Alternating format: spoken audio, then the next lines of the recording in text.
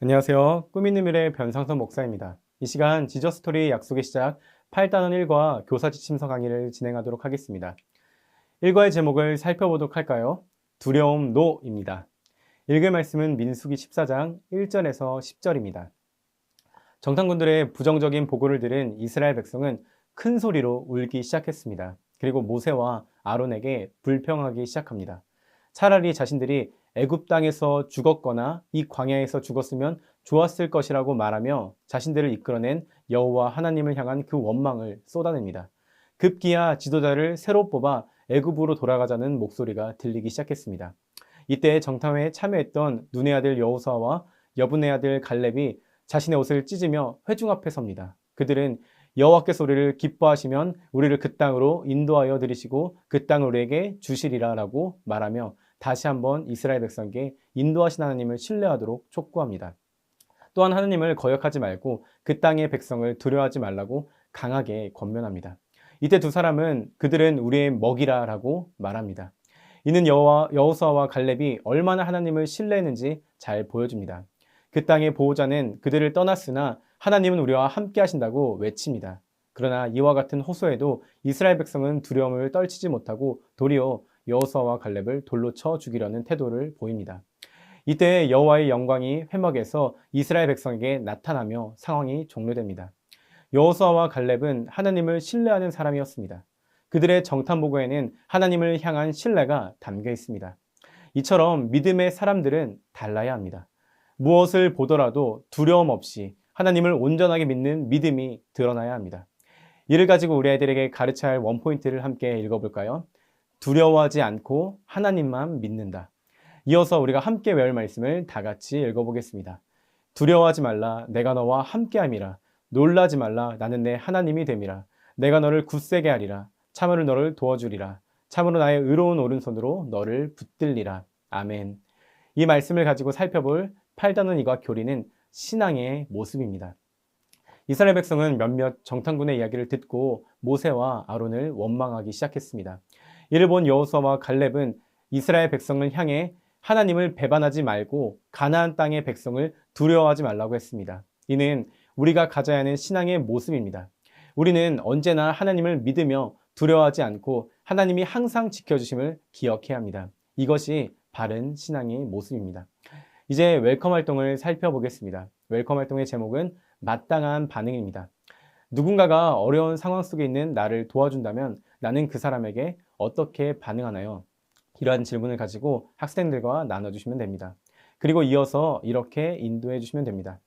맞아요. 보통 누군가가 나를 도와준다면 우리는 마땅한 반응으로 그 사람에게 감사해야 할 거예요. 그런데 오늘 말씀에는 하나님께 엄청난 은혜를 입어놓고도 감사하지 않는 사람들이 등장해요.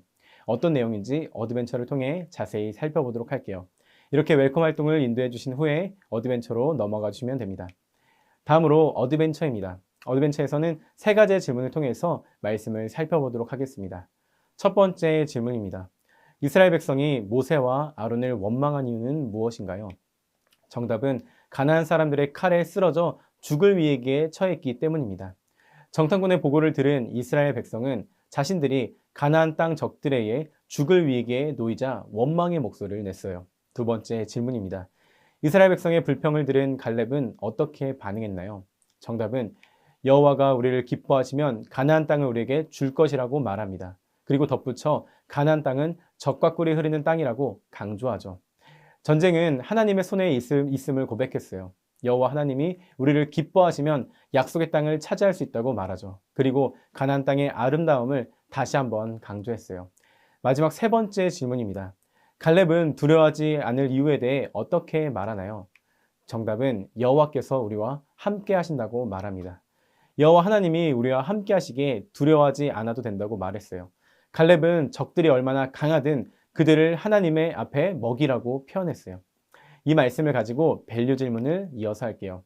첫 번째 모두 질문입니다. 왜 이스라엘 백성은 하나님이 함께 하심에도 불구하고 두려워했을까요? 이스라엘 백성은 가나안 땅의 강한 군대와 성벽을 보고 자신들의 힘으로는 절대 이길 수 없다고 생각했어요. 하나님의 약속을 듣기는 했지만 눈에 보이는 현실의 어려움을 더 크게 느낀 것이죠. 다음으로 서로 질문입니다. 왜 여호수아와 갈렙은 두려워하지 않고 담대하게 나아가자고 했을까요? 여호수아와 갈렙은 하나님의 약속을 신뢰했기 때문이에요. 그들은 가나안 땅이 하나님이 주신 좋은 땅이며 하나님이 함께 하신다면 반드시 이길 수 있다고 믿었어요. 백성들이 원망하고 두려워할 때 오히려 그들에게 두려워하지 말라고 외쳤죠. 여호수아와 갈렙은 하나님의 약속의 말씀을 믿었기에 담대히 선포할 수 있었던 것입니다. 마지막으로 개인 질문입니다.